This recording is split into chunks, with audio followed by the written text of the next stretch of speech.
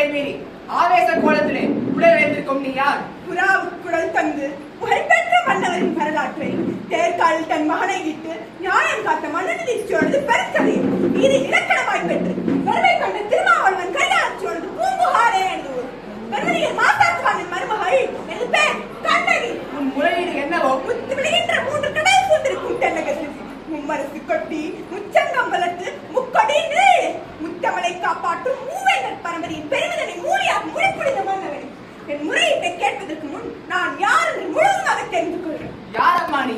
கண்ணகி, கையில் தனி சிலம்புடன் வந்திருக்கும் கண்ணகி. நீதி வல்வா நெடுஞ்செழிய பாண்டியனை துணிந்து இழந்துரைக்க வந்திருக்கும் கண்ணகி. பாண்டிய மன்னா ரோமாபுரின் வலுமண்டபத்திலே உனது தூதர்கள் இருக்கிறார்கள். இதோ பாண்டியத்து பேரவையில் ரோமானியர்கள் வீரர்களாகவும் தூதர்களாகவும் வீட்டிருக்கிறார்கள். அயல்நாட்டெல்லாம் கொடியேற்றி ஆகிறாய். அந்த கொடியை முறிந்துவிட அயல்நாட்டவர்கள் எல்லாம் இழந்துரைக்க உனது கொடுக்காத அவசர திருப்புக்காராய் கழிந்த கோவலன் மனைவி நான் என்பது அறிந்திருக்க. ஓ, கோவலன் மனைவி. கோவலன் மனைவி சிலவத்துடைய கல்வனின் மனைவி. பாரு, யாவராய் நாகாக்கு மன்னா நாகாக்கு.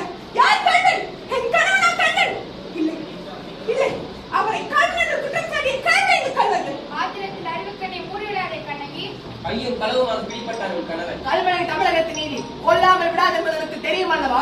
நீதி இலக்கணம் வரைக்கும் நெடுஞ்செழிய பாண்டியனே, உனது நாட்டில் இலக்கு பேர் நீதி. நல்லார் வகுத்ததா நீதி? அல்ல அல்ல, வல்லார் வகுத்ததே நீதி. அதனால் தான் நான் வணங்குகின்ற தெய்வத்தை என் வாயில் கருவூலத்தை சாவுப்படும்படியும் தள்ளிவிட்டீர்களே.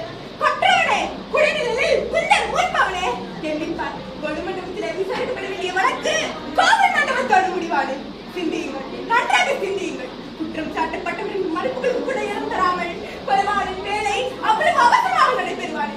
இதற்கு பேரா நீதி, இதற்கு பேரா நேர்மை, இதற்கு பேரா நியாயம், இதற்கு பேரா அரசு, உமக்கு பேரா அரசாக்கும் மன்னன். என்ன கண்ணகி, உன் கணவன் கையிலே இருந்தது அரசி கோபுரம் தேவி சிலம்பு. கோபுரம் தேவியின் சிலம்பு இல்லை, கோவலன் தேவி அவனுடைய சிலம்பு. நம்ப முடியவில்லை என்னால். நீ யார் என்பதற்கு உன்னை யார் நம்ப சொல்கிறார்கள்? மீ வாய்ப்பிற்கு வந்ததால் நான் குற்றவாளி. நீ நான் குற்றவாளியா? நீ குற்றவாளி. அதனால் தீர்ப்பளிக்கும் உண்மை உன் கையில் இல்லை. இருக்கிறார்களே பெருந்தன்மை பெரியவர்கள், இவர்களே இப்பொழுது நீதிபதிகள். இவர்களை ஆண்கள் அருள்மிகு அருள் படைக்கடன் பாண்டியன் வந்திருக்காங்க. நீதி பாலனை வளர்க்கிறாங்க. ஆரிய படைக்கடந்தான் அவனை எல்லாம் புகழ் பெற்ற அந்த கீர்த்தி மறைத்து விடாமல் தாய் மேலாடையாக, தமிழ் மேலாடையாக, தாயத்து மக்கள் மேலாடையாக தீர்ப்பு கூறுங்கள். நல்ல தீர்ப்பு கூறுங்கள். கோபுரம் தேவியின் சிறப்பை கோவலன் தீனானந்தருக்கு பெற்றார். அதற்கு மரண தண்டனை இது ஆராயாமல் அளித்த தீர்ப்பு. இதற்கு மன்னன் பொறுப்பு. இது என் வழக்கு. வழக்குக்கு என்ன ஆதாரம்? ஆதாரம் இதோ இந்த சிலம்பு. எனக்கு ஞான மற்றொரு சிலம்பைத்தானே மனவாழ்ந்து இருக்க வந்தான். மாபார்கள் அதை கொண்டு தோற்று விட்டீர்களே. அப்படியானால் அரசனிக்கும் சிலம்பு அவருக்கு ஒன்று என்னுடையது. அதற்கு அடையாளம் அடையாளம் வேண்டுமா?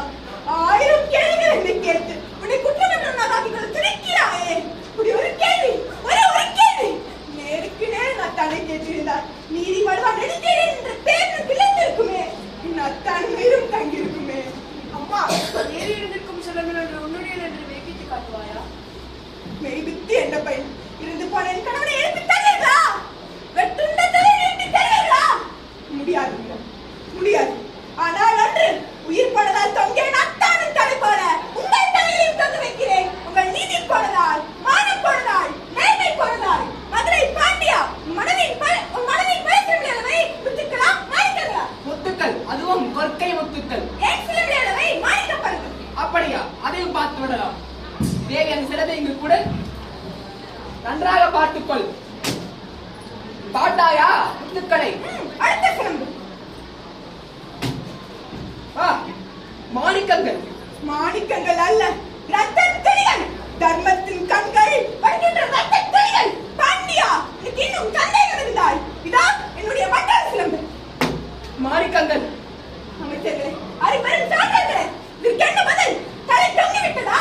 நீதி கவர்ந்து விட்டதா? வாய் அடைத்து விட்டதா? நஞ்சலிய பாண்டியன் அறம் வரம் திறம் அத்தனை மன்னர்களாக கலந்து விட்டதா?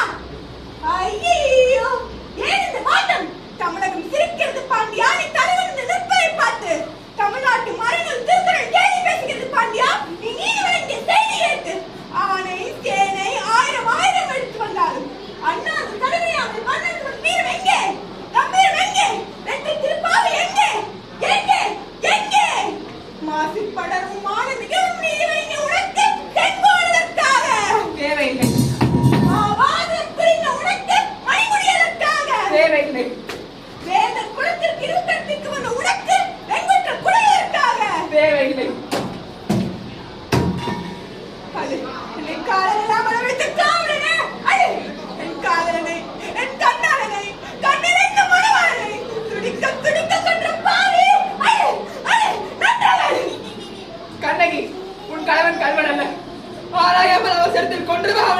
ஆணையிட்ட நானே கள்ளன்.